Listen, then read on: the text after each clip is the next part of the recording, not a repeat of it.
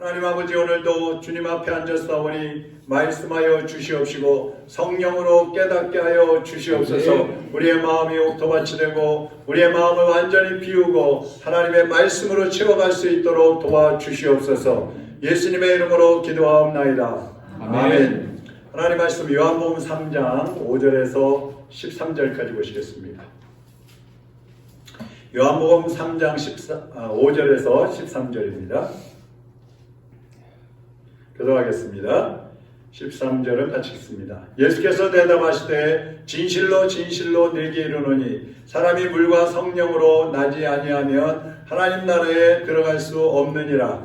육이로 난 것은 육이요 영으로 난 것은 영이니 내가 네게 거듭나야 하겠다 하는 말을 놀랍게 여기지 말라.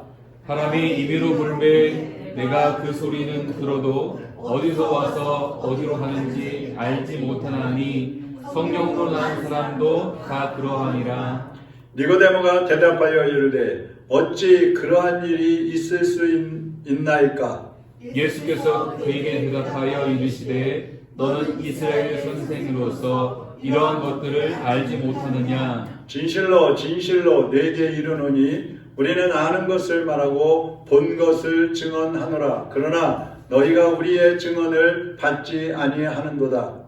내가 땅의 일을 말하여도 너희가 믿지 아니하거든 하물며 하늘의 일을 말하면 어떻게 믿겠느냐? 하늘에서 내려온 자 곧 인자 외에는 하늘에 올라간 자가 없느니라. 아멘.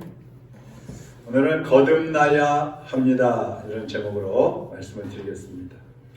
이 말씀을 준비하다 보면은요, 주일날 말씀도 중요하지만 이렇게 수요일 같은 때에 뭐 시리즈를 한다든지 아니면 성경 전체를 한 권을 계속 한다든지 주제별로 한다든지 이렇게 좀 규칙적으로 그렇게 할 수 있기 때문에 모든 성도들이 이런 말씀을 좀 들으면 좋을 텐데 하는 생각들이 들 때가 많이 있어요. 아쉬울 때가 많이 있어요. 사실은 더 깊은 그런 말씀들을 수요일 같은 때 더 많이 하게 되는데 수요일 날은 조금밖에 안 나오시니까 참 아쉬울 때가 많이 있는데 어쨌든 맛있는 음식을 드시는 분들은 열심히 드시고 또 살찌시고 그래서 또 나눠주시고 그렇게 하시기를 바랍니다. 이 유대 선생님들은 뭘 가르칠 때마다 강조하는 말이 있어요. 그게 뭐냐면 진실로. 이 진실로라는 말이 아멘이라는 뜻이에요. 아멘. 자, 근데 예수님은 여러분이 성경을 읽어보시면 아시겠지만 예수님 항상 말씀하실 때마다 진실로를 몇 번 하셔요? 보통 2번 하셔요. 진실로, 진실로, 아멘, 아멘 이렇게 말씀하셔요. 그러니까 이 예수님께서 왜 진실로를 이렇게 강조를 하실까?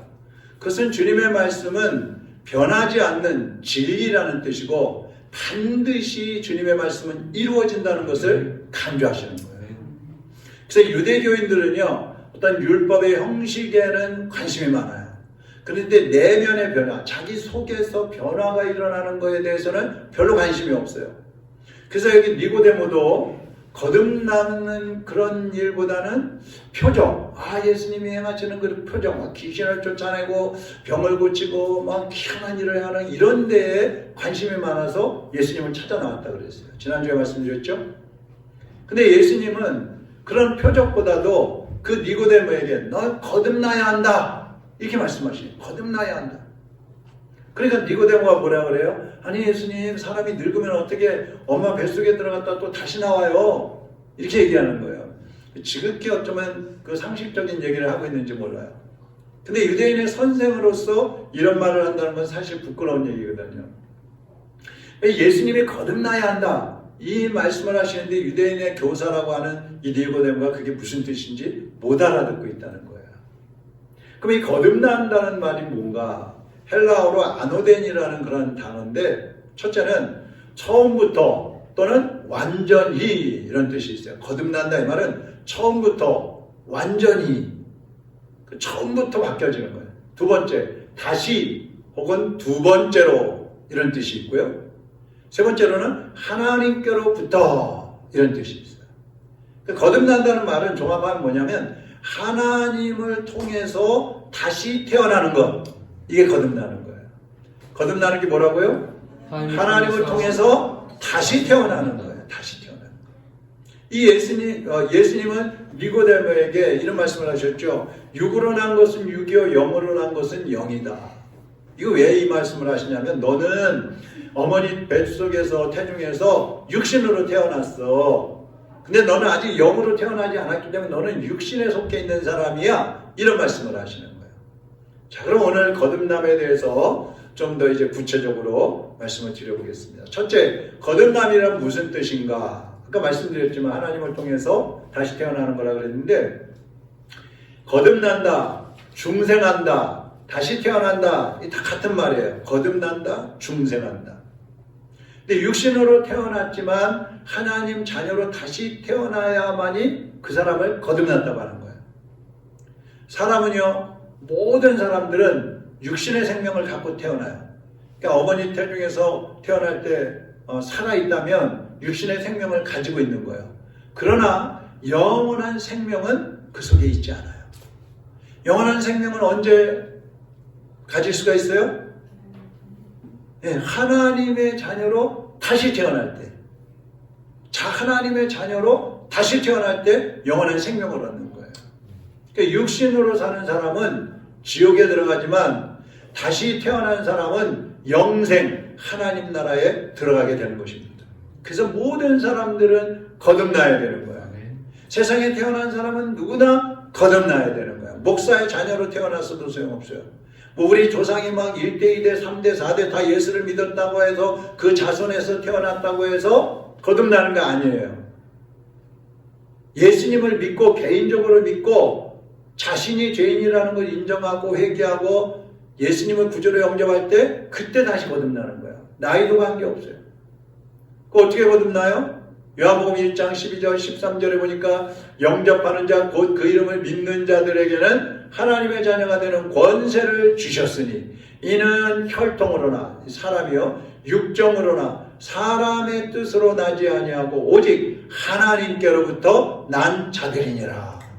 그러니까 거듭난다는 것은 예수님을 영접할 때 거듭나는 건데 예수님을 영접하기 위해서는 우리가 조금 있으면 말씀드리겠습니다만 물과 성령으로 거듭나는 그것이 전제가 돼야 돼요. 그냥 예수님을 믿는다? 맞아요. 근데 그 예수님을 믿는다는 게 뭐냐 이거예요. 어떻게 해야 예수님을 믿을 수 있느냐 이 말이에요. 그게 이제 세 번째로 말씀드릴 게 물과 성령으로 다시 태어나야 된다는 겁니다. 참 좀 이따 그건 얘기하고 자 그래서 모든 사람이 거듭나야 되는데 왜 거듭나야 되느냐? 왜? 두 번째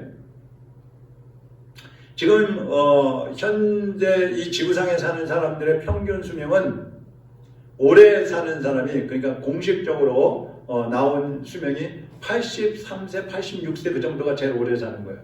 물론 이제 그 중에 막 100살 넘게 사는 분, 120살, 126세 막 이렇게 사는 분도 있는데 대체적으로 70에서 80이에요.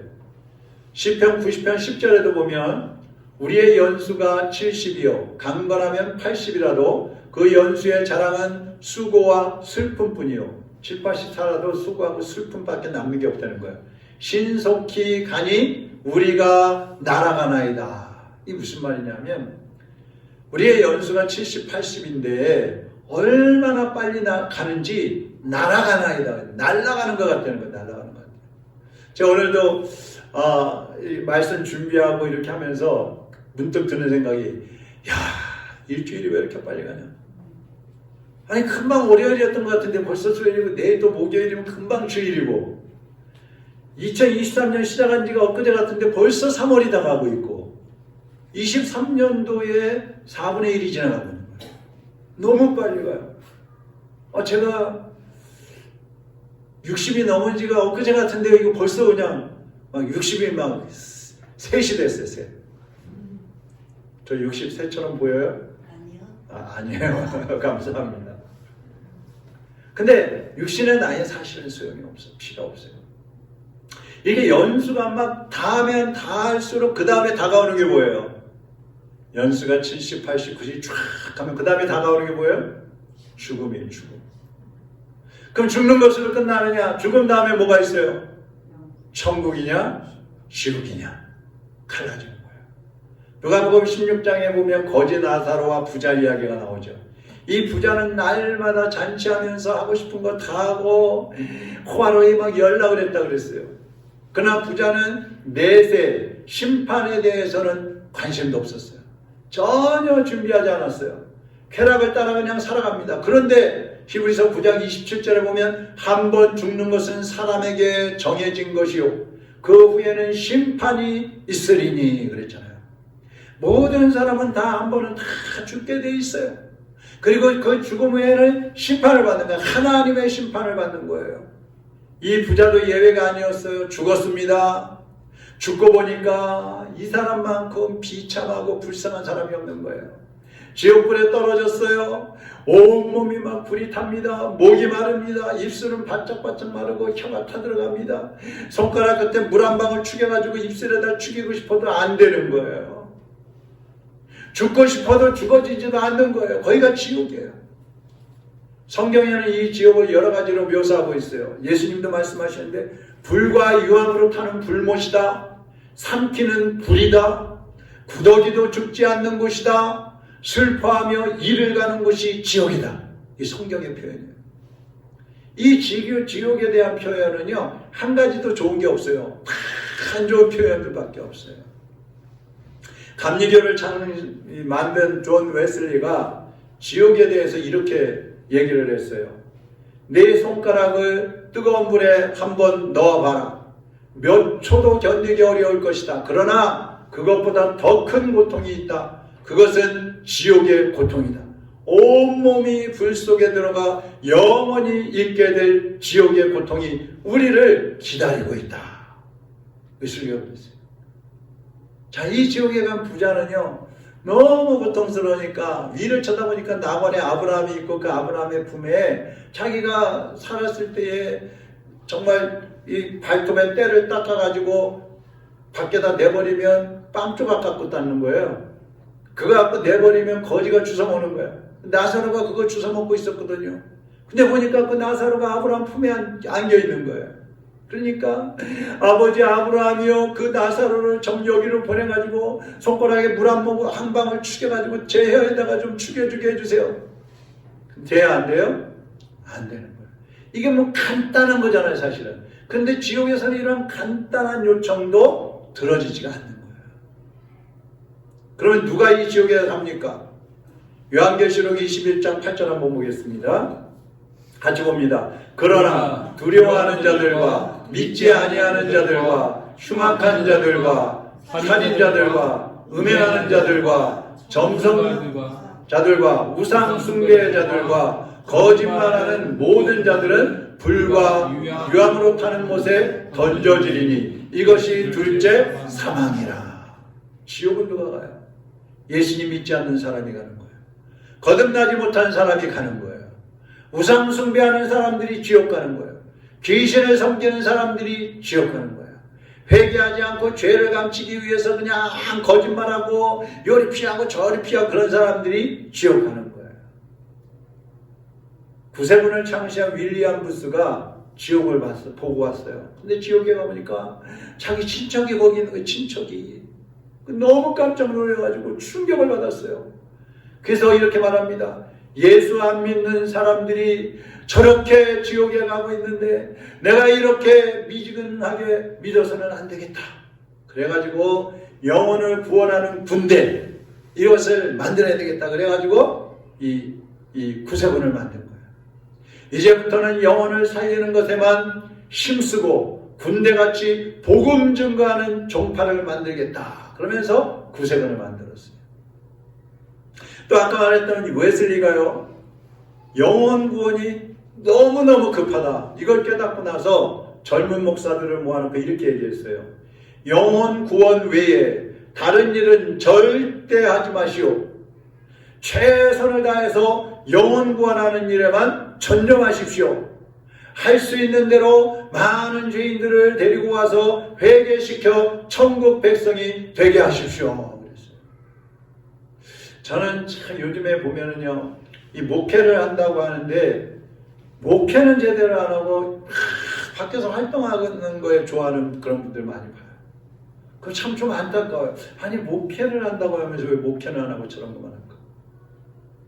영혼 구원 몇 명이냐가 중요하지 않고 내가 죽어가는 한 영혼을 구원하기 위해서 최선을 다해서 복음을 전하는 것, 거기에 전념하야 되는 거예요. 예수님은요 천국에 대해서 증거하셨어요. 그리스도인들이 어떻게 살아야 되는지에 대해서도 가르쳐 주셨어요. 그런데 그 예수님께서 지옥도 있다고 말씀하셨어요.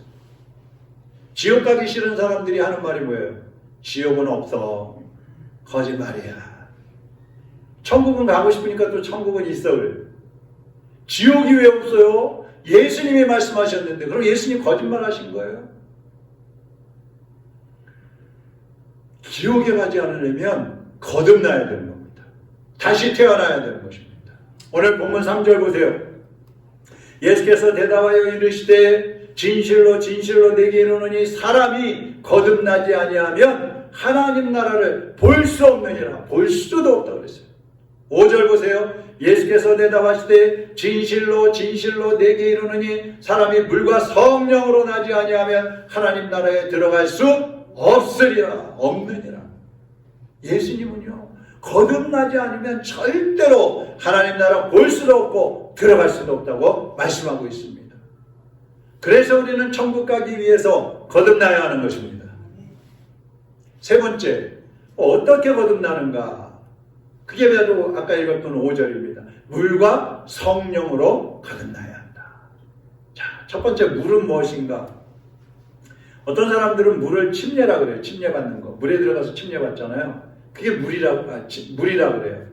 근데 여러분 침례 안 받아도요 천국 가요. 정말 예수님만 분명히 믿고 있다면 침례를 때를 따라 못 받을 수도 있잖아요.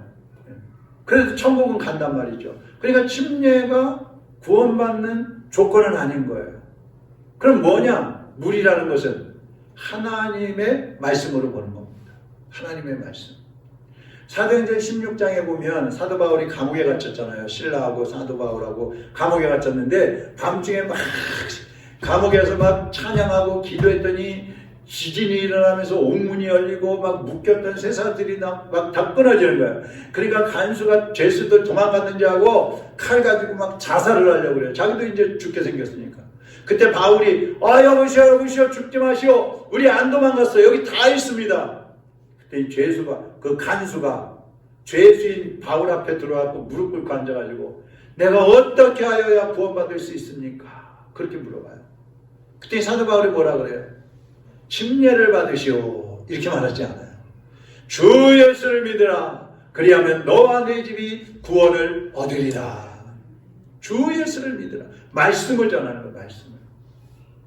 고린도전서 4장 15절에 보면 그리스도 안에서 일만 스승이 있으되 아버지는 많지 아니하니 그리스도 예수 안에서 내가 복음으로써 너희를 낳았음이라. 뭘 가지고 고린도 교인들을 낳았다 그래요? 사도 바울이? 복음으로. 복음의 말씀을 가지고 내가 너희들을 출생시켰다 이 말이에요. 출생시켰다. 말씀을 가지고. 야고보서 1장 18절도 보세요. 뒷부분에 보면 자기의 뜻을 따라 진리의 말씀으로 우리를 낳으셨느니라. 하나님이 하나님의 말씀으로 우리를 낳으셨다는 거예요. 새 생명을 얻게 해주셨다는 겁니다. 할렐루야. 말씀이에요. 자, 결정적인 데 한번 내다볼게요. 베드로전서 1장 23절 같이 읽어보겠습니다. 너희가 거듭난 것은 썩어질 씨로 된 것이 아니요 썩지 아니할 씨로 된 것이니 살아있고 항상 있는 하나님의 말씀으로 되었느니라. 하나님의 말씀. 살아있고 항상 있는 하나님의 말씀으로 너희가 거듭났느니라. 생명을 얻었느니라. 할렐루야. 네. 여러분 그래서 성도는 하나님의 말씀을 들어야 되는 거예요. 아무리 믿음 있는 사람이라 할지라도 예배 안 드리고 말씀 안 드리면 그 믿음이 죽을 수밖에 없어요. 죽을 수밖에 없어요. 또 여러분이 말씀을 전하면요 지옥 갈 수밖에 없는 백성들이 천국 백성으로 바뀌어지는 거예요. 그래서 우리는 디모데후서 4장 2절에 보니까 너는 말씀을 전파하라. 때를 얻든지 못 얻든지 항상 힘쓰라. 그렇게 말씀하고 있어요. 여러분이 전도지 가지고 전도를 주고 주일날 예배 끝나고 주보를 가지고 가면서 전도하고 성경 말씀을 전할 때에 듣는 사람들이 예수님을 믿고 구원받게 되는 것입니다. 그 사람이 믿을 건지 안 믿을 건지는 우리 일이 아니고 우리는 전하는 게 우리의 사명인 것입니다. 그래서 말씀을 자꾸 사람들이 들을 수 있도록 전해줘야 되는 거예요. 이게 물이에요. 두 번째, 성령으로 거듭나야 된다고 그랬어요. 성령은 뭐예요? 성령은 푸뉴마라는 단어인데 영, 바람, 기운 이런 뜻이 있어요. 영, 바람, 기운. 자, 하나님 말씀의 이제 씨앗이라고 그러잖아요. 그 말씀의 씨를 자라게 하는 분이 성령님이신 거예요. 사람들이 이제 하나님 말씀을 들었잖아요. 그러면 이제 그 말씀을 듣고 어떤 사람들은 그냥 한 귀로 듣고 한 귀로 흘려버리고 어떤 사람은 그 말씀을 막 믿고 예수님을 믿고 막 살아가기 시작하잖아요. 근데 그 예수님을 믿을 수 있도록 반응을 보이게 하는 분이 성령님이라는 말이에요. 그래서 우리가 말씀을 전할 때 항상 기도해야 되는 게 뭐예요? 성령님, 제가 오늘 말씀을 전하려고 그러는데 성령님께서 듣는 사람들이 이것을 잘 깨달을 수 있도록 도와주세요. 이렇게 기도하고 말씀을 전하는 거예요. 그 성령님이 역사하시는 겁니다. 사도행전 2장에 보면 오순절날 베드로가 말씀을 전하는데 3,000명이 하루에 예수님을 믿었어. 3,000명이. 왜 그 사람들이, 그렇게 많은 사람들이 예수님을 믿게 되었을까? 베드로가 말을 잘해서 그랬을까요? 아니에요. 성령의 바람이 불었기 때문에 그러는 거예요. 성령의 역사.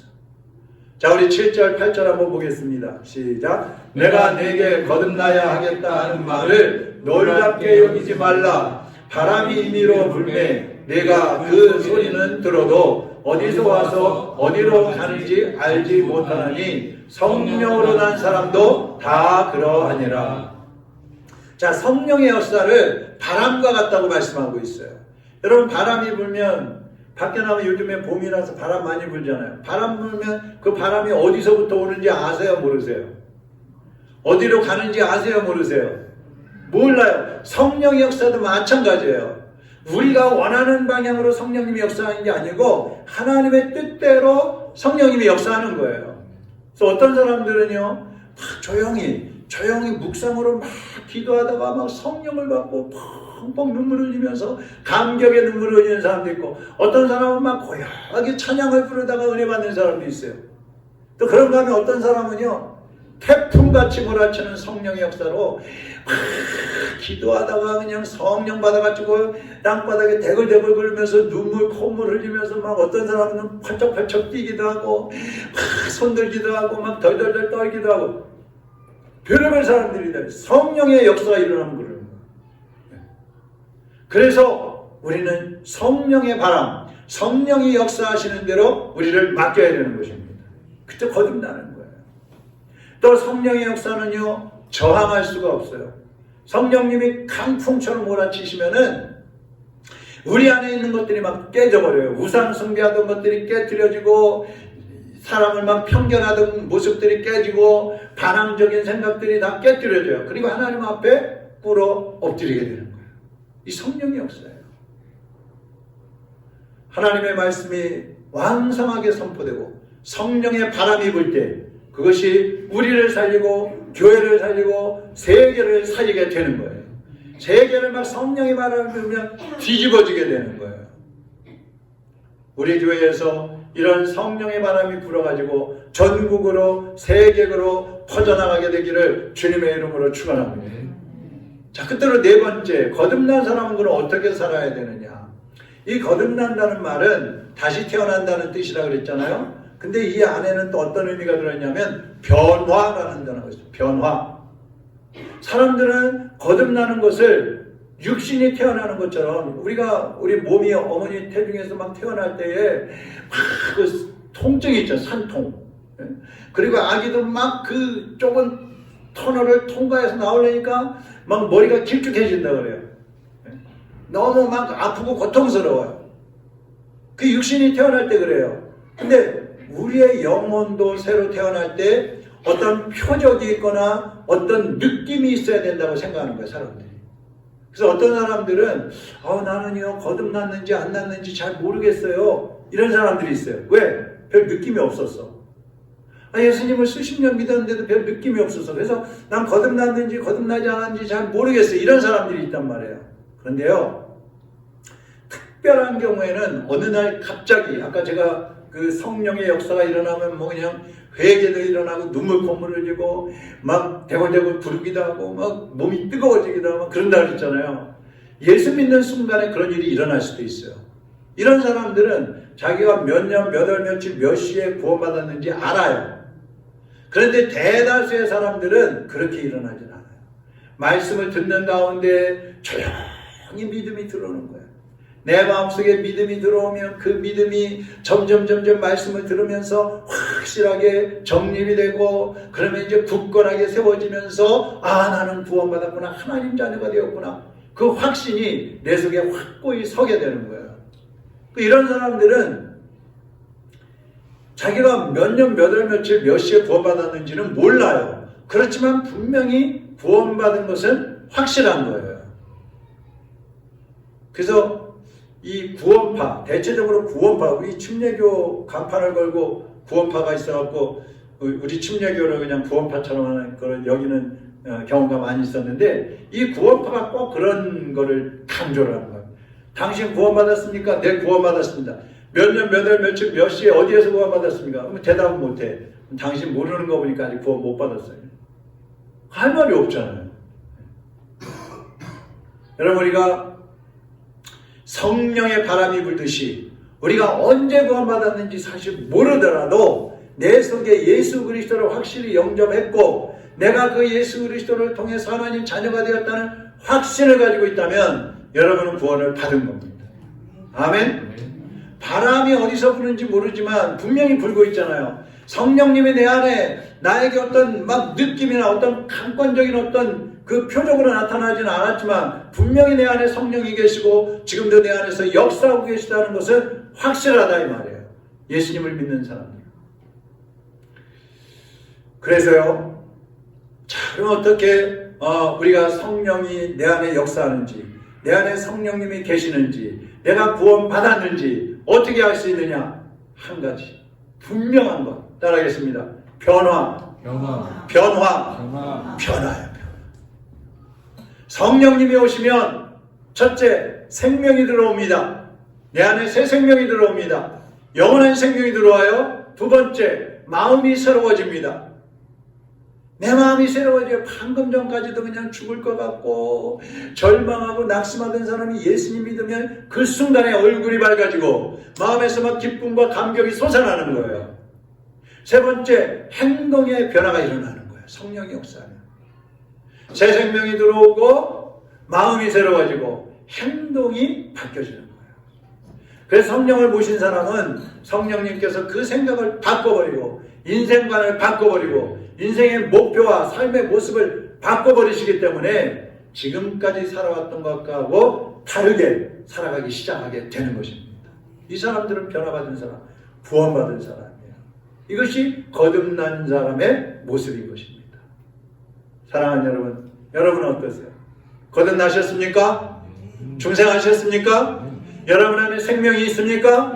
성령님이 계십니까? 이제 변화된 삶을 살아가시기를 바랍니다. 이 시간 우리 한번 통성으로 기도할 때에 주여 내 안에 계신 성령님 이제 나에게 확실한 믿음을 더하여 주시어서 흔들리지 않게 하여 주시옵소서. 주여 이제 나에게 담대함을 주시고 하나님의 사람으로 살아갈 수 있도록 변화시켜 주시옵소서. 새롭게 하여 주시옵소서. 하나님 앞에 기도하시고 여러분과 함께 있는 가족들 또 우리 성도들 모두가 변화된 모습으로 하나님의 자녀답게 확실하게 살아갈 수 있도록 위해서 기도하시고요. 여러분 우리 교회를 위해서 기도하시기 바랍니다. 이제 우리 교회를 매각하기로 했는데 18억에 내놨어요. 18억에. 근데 어쩌면 그 가격은 우리가 받기에 어려운 그런 가격일 수도 있어요. 그런데 우리가 이제 교회 부채를 갚고 또 좀 움직이기 위해서는 그 정도의 금액이 필요해요. 하나님이 역사하시면 꼭 필요한 사람이 우리 교회에 매입하고 또 우리는 필요한 곳에 정착할 수 있도록 하나님이 역사해 주세요. 성령님이 역사해 주세요. 하나님 우리 모두의 합심하는 기도를 들으시고 하나님이 역사해 주옵소서. 우리 다 같이 주여 한 몸으로 동성으로 기도하겠습니다. 주여! 할렐루야. 살아계신 하나님 아버지 감사합니다. 하나님의 성령께서 우리에게 찾아오셔서 우리에게 예수 그리스도를 구주로 믿고 영접하여 하나님의 자녀가 되게 하여 주심을 감사합니다. 영원한 생명을 누릴 수 있게 하여 주시니 감사합니다.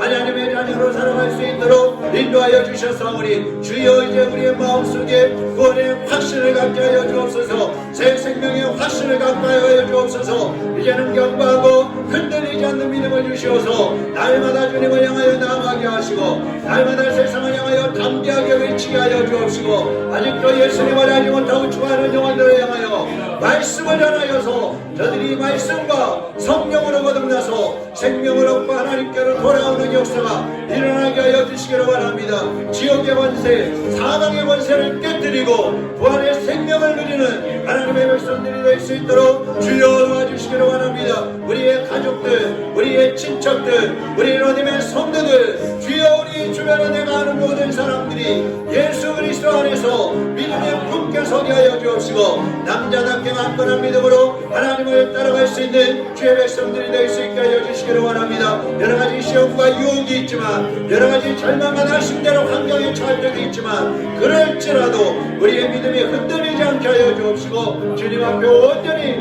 설 수 있게 하여 주시기를 원합니다. 하나님이 우리 교회를 위해서 기도합니다. 아버지 예배당을 이제 매각하고 우리가 새롭게 움직이려고 합니다. 하나님 사람의 생각과 우리의 지식과 우리의 노력을 알 수 없습니다. 주님이 도와주시기를 원합니다. 하나님이 도와주시기를 원합니다. 하나님이 일을 행하시고 그 일을 지어 성취하시는 주님께서 모든 일을 계획하시고 진행하여 주시기를 원합니다. 이 건물에 꼭 필요한 사람이 나타날 수 있게 하여 주시고 우리가 그저 이전하는데 필요한 사람들을 만나게 하여 주옵시고 필요한 재정이 채워지게 하여 주시어서 부족함 없이 모든 것이 하나님의 뜻 가운데 진행될 수 있도록 도와주시옵소서. 이제 우리 교회가 주 안에서 안정되어져서 복음 전하고 말씀 전하고 예수님 사랑을 실천하는데 더 크게 쓰임받는 하나님의 교회로 일어날 수 있도록 주여 우리 모두를 사용하시고 인도하여 주시기를 원합니다. 이 마지막 때에 하나님이 찾으시는 교회, 하나님이 꼭 필요로 하시는 교회, 우리 로뎀 교회가 되게 하여 주옵시고 우리의 성도들이 한마음 한뜻으로 이 모든 일을 협력하여 서로 이루어갈 수 있도록 도와주시옵소서.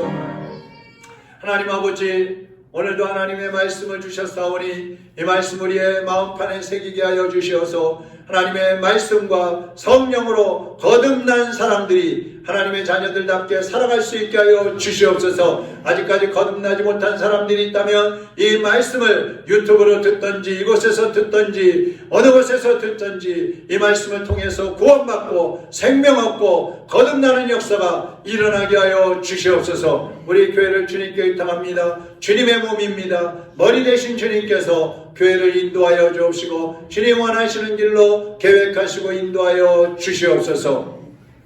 지금은 우리 주 예수 그리스도의 은혜와 하나님 아버지의 극진하신 사랑하심과 성령님의 감화 감동 위로 충만 역사하심이 오늘도 거듭남의 비밀을 깨닫고 우리가 거듭난 사실을 확인하고 거듭난 사람답게 살기를 소원하는 하나님의 백성들 머리머리 위에 이제로부터 영원토록 함께 있을지어다. 아멘.